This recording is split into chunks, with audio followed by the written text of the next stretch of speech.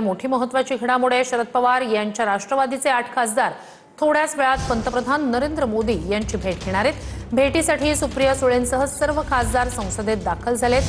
साधारणतः 11:15च्या सुमारास खासदार मोदींच्या भेटीसाठी दाखल होतील। अधिक या सगळ्या संदर्भात जाणून घेऊया आपले प्रतिनिधी प्रमोद जगताप यांच्याकडून। प्रमोद, सकाळचीच बजरंग सोनवणे यांची प्रतिक्रिया असेल, याआधी सुप्रिया सुळे यांनी सुद्धा ही भेट कामांसंदर्भात आहे असं सांगितलंय, मात्र तरीही चर्चा होत आहेतच। श्रुती 11:45 पंतप्रधान नरेंद्र मोदी यांच्यासोबत या सगळ्या 8 खासदारांची बैठक जी आहे ती सुरू होणार आहे आणि या भेटीसाठी आता सगळे खासदार पीएमओ मध्ये संसदेतील जे पीएमओ ऑफिस आहे सुप्रिया सुळे यांच्या नेतृत्वामध्ये ही भेट होत आहे। जसं आता आपण बोललो म्हणजे सुप्रिया सुळे असतील, बजरंग सोनवणे असतील, निलेश लंके असतील यांच्याकडनं दावा केला जातोय की एकत्यावरती भेटत आहोत।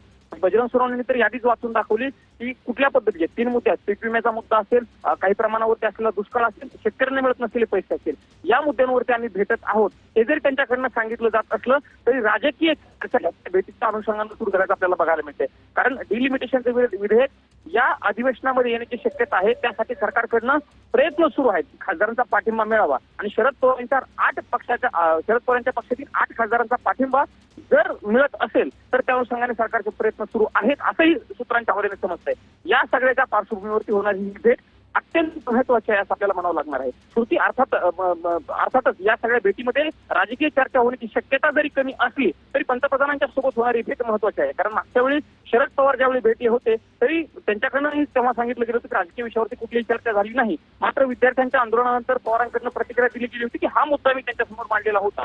तो या सगळ्याच्या पार्श्वभूमीवरती होणारी ही भेट अत्यंत महत्वाची आहे। चर्चा काय होती हे बघणं महत्वाचं असणार आहे। आता सगळे खासदार पंतप्रधानांच्या कार्यालयाच्या तिथे पोहोचल्याचं आपल्याला बघायला मिळते।